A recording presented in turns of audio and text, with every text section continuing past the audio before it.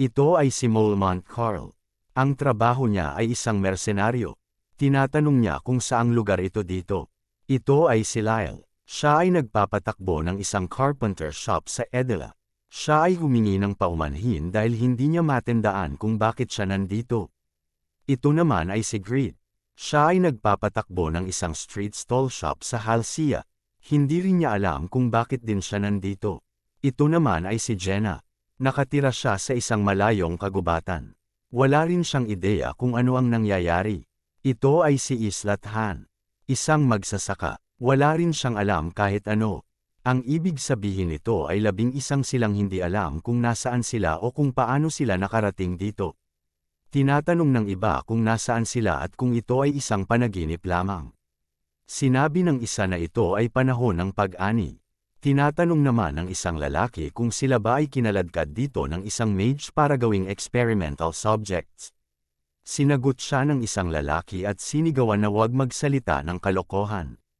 Pahayag ng isa na lahat silang nandito ay mula sa Tonia. Sinabi niya na kung pagtuloy silang mag-uusap, baka makakuha sila ng magandang impormasyon. May biglang lumitaw na diwata at tinatanong niya ang mga ito kung anong kalokohan ang pinag-uusapan nila. Sinabi niya na mukhang nabuksan na ng master ang time and space crack at kailangan nilang maghanda para lumaban. Sila ay nagulat sa biglang pagsulpot ng diwata. Tanong ng isang lalaki kung sino ito. Sumagot ang diwata na siya ay si Isel at siya ang diwatang namamahala sa lugar na ito. Binalaan ni Isel ang mga ito na mas mabuting manatili sa pila kung ayaw nilang masaktan. Tinanong ng isa pang lalaki si Isel kung siya ang nagdala sa kanila dito. Sinagot siya ni Isel at sinabing wala siyang pakialam. Hinugot ng lalaki ang kanyang espada at sinabing napakawalang hiya nitong magsabi na wala siyang pakialam pagkatapos niya sila kidnapin. Dagdag niya na pipilitin niyang magsalita ang diwata para sabihin sa kanila ang lahat ng impormasyon. Binalaan siya ni Isel na tumigil siya sa pagiging tanga maliban kung gusto na nitong mamatay. Sagot ng lalaki na ang lakas nitong magmalaki para sa isang taong napakaliit. Bamantong hininga ang diwata at tinatanong niya kung bakit ito nagkakaganito. Sinabi ng lalaki na tuturuan niya ang diwata na aralin ang tamang pag-uugali. Sa sandaling yon, biglang bumulwak ang dugo sa leeg ng lalaki at ang lalaking ito ay si Molmont. Naputol ang ulo nito at sinabi ng system na si Molmont ay bumalik na sa yakap ng Diyosa.